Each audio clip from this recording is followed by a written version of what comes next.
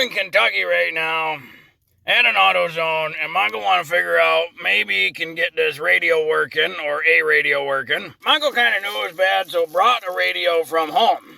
This really old one. It's in there. It's just a single din. So we're going to see if that'll fix something. To start this process, got to stick the key in, turn it on, hold the brake, go to the first gear, and this whole panel clips right off of Mongo's current speaker.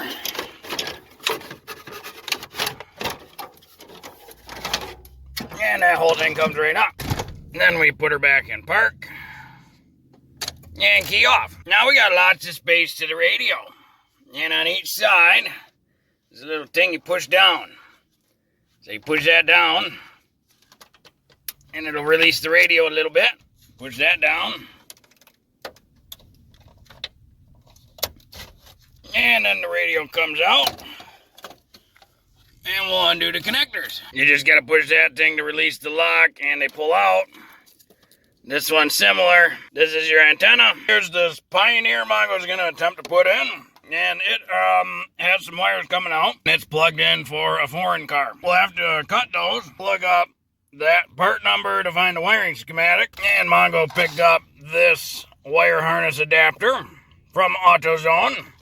They wanted 20 bucks for it, quite a lot, but Mongo really wants a radio. On the back here it says GMC Sierra 3500, 99 to 2002. This being an 01, it should fit. There's your part number, GMWH1. Right there's kind of your schematic for this harness. Now luckily this one actually says on it what they're connected to. Your speakers are easy. Grays, whites, greens, purples.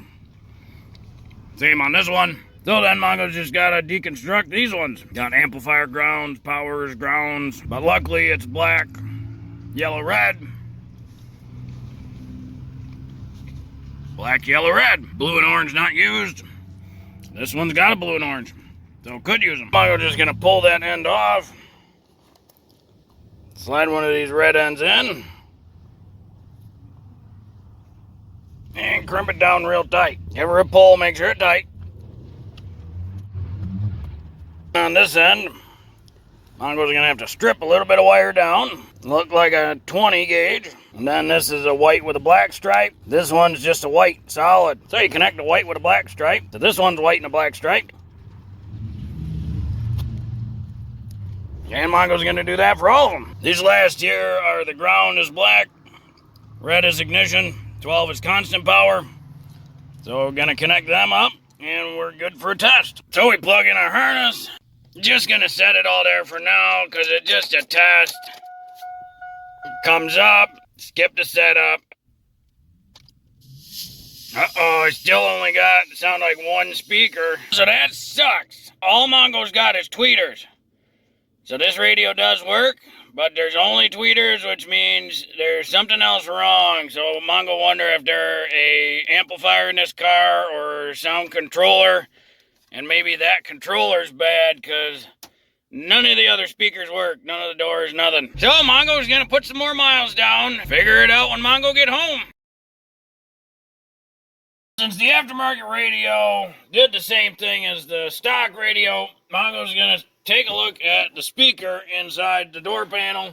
See if there's anything weird going on there. Mongo's doubting all 4 speakers have failed, but it's possible. So first thing we got to do is get this door panel off.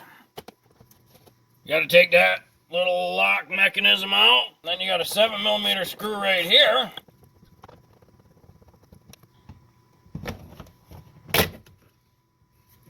Undo this little plastic piece. And we're going to undo this little plastic piece.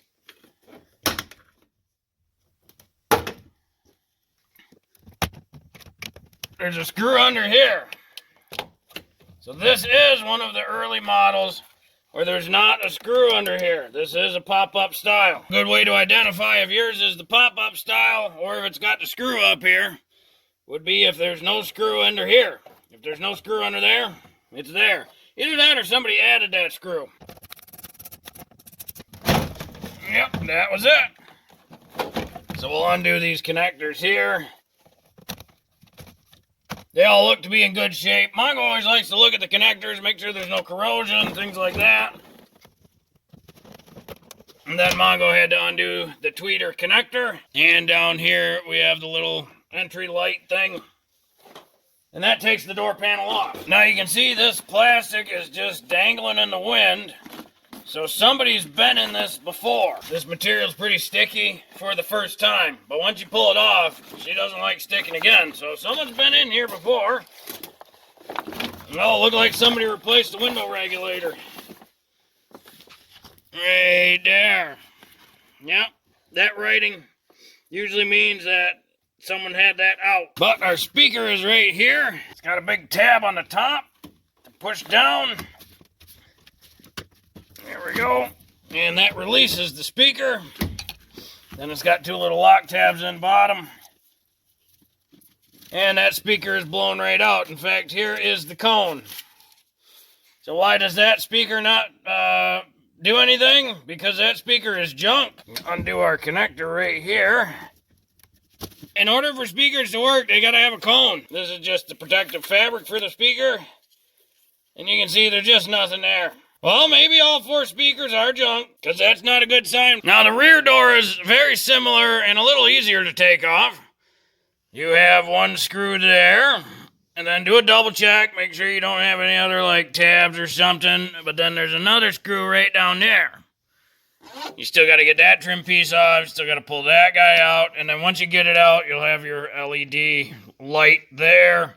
And then your window switch. Mongo going to start with the bottom corner bolt.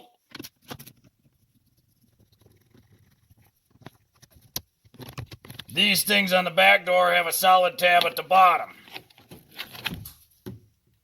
And then just like the front doors, the back door, you grab a hold of it, lift it up, and then you can undo the little LED.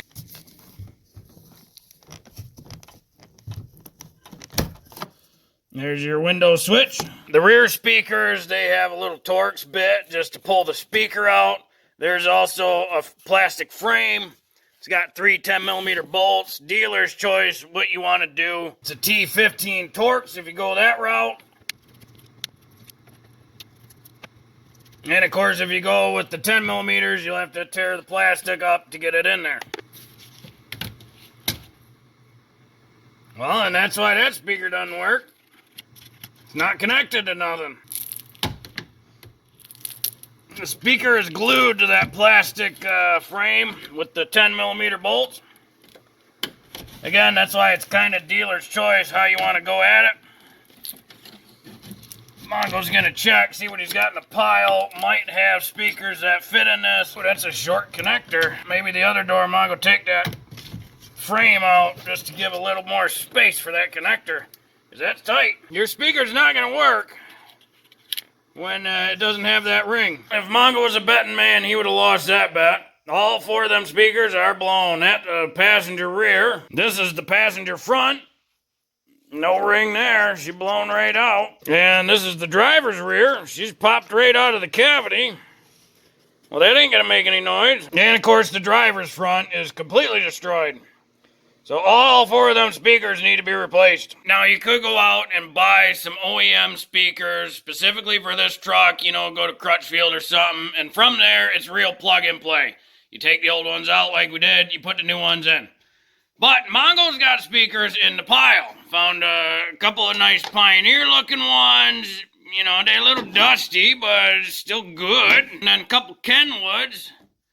And these have little harnesses on them. They look like they for a Chevy already. We're going to use these because they're pretty close. One thing to note is this is the rear speaker, or one of the rear speakers, and it has 8 ohm resistance or 8 ohms of impedance on the speaker. All these other ones, they are 4 ohms. So that will be a different resistance, which means the head unit will not like it, or the amp, or whatever you're going to use to distribute power. It's not going to like that difference. But most of your aftermarkets, they're 4 ohm on all 4 channels, so that'll be fine for aftermarket stuff. Now, because the harness on the rear doors is so short, especially with that frame in there, Mongo's going to use the Kenwood ones because it's got that extra connector harness there. And that's the only reason. Just taking a little bit of dielectric grease and squirting some into that connector. And then we'll go ahead and connect this up. And these pretty much about the same size as the OEMs. So, yep, those holes line up pretty good.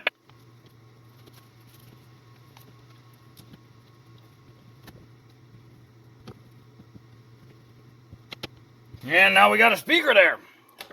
Suppose Mongo turn it on and make sure it works before we close it up. Now we can get our door pad in. Start off, we'll plug in our window switch. And we got to put our light back in. Don't forget those.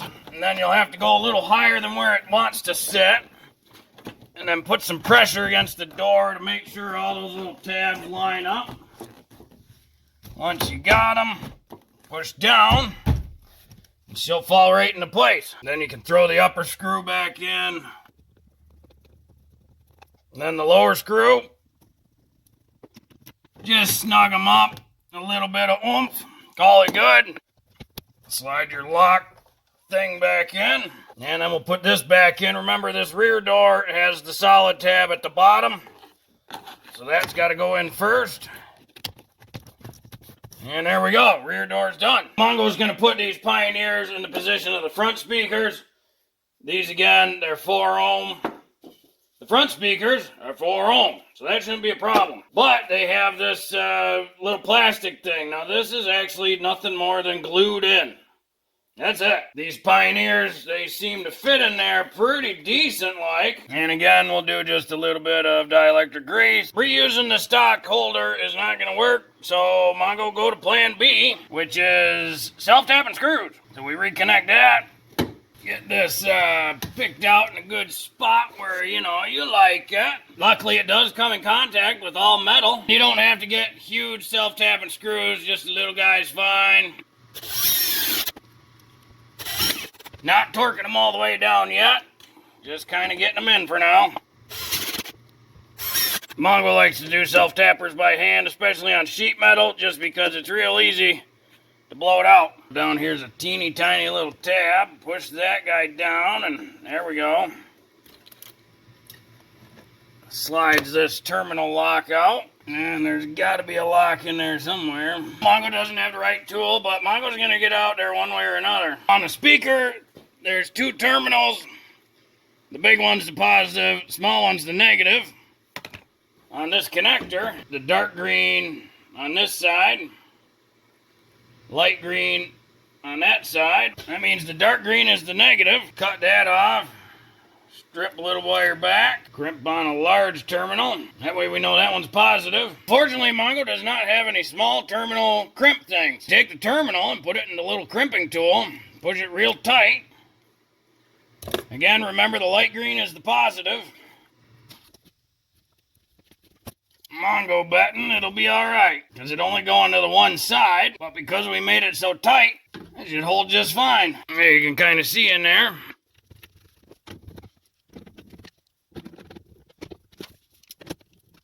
Now we can put our door pad back on. Don't forget to start with your tweeter wire. And then the little light in the very back. Lift it up higher than it would sit.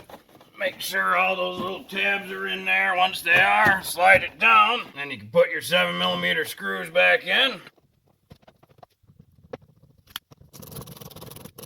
Just give them a quick oomph. Don't have to be crazy tight, just holding on a plastic door panel. Then we can get this piece in. Remember, it's got a solid tab at the front. So that part's got to go in first. And we can get our lock latch mechanism thing. And we can slide that into place. Put some dielectric in there. Then connect our window switch and lock switch. Mongo puts that end in first, then make sure the tabs are aligned. Pop her in and we're done there. Now Mongo's just got to do the other 2 doors. Well, Mongo's got all the speakers working now. Put all of them in, they all work great. Radio works great now. She's just missing the little power button thing. Well, hopefully this video helped you. If you got a radio that's only playing through the tweeters or is not working, That's how you'd remove it, anyways, if you wanted to do an aftermarket, or if you needed to do all 4 speakers. Well, if you like this video, be sure to like this video. If you like this video and other videos from Mongo Fix, be sure to subscribe. Mongo always working on all sorts of stuff. Mongo, thank you.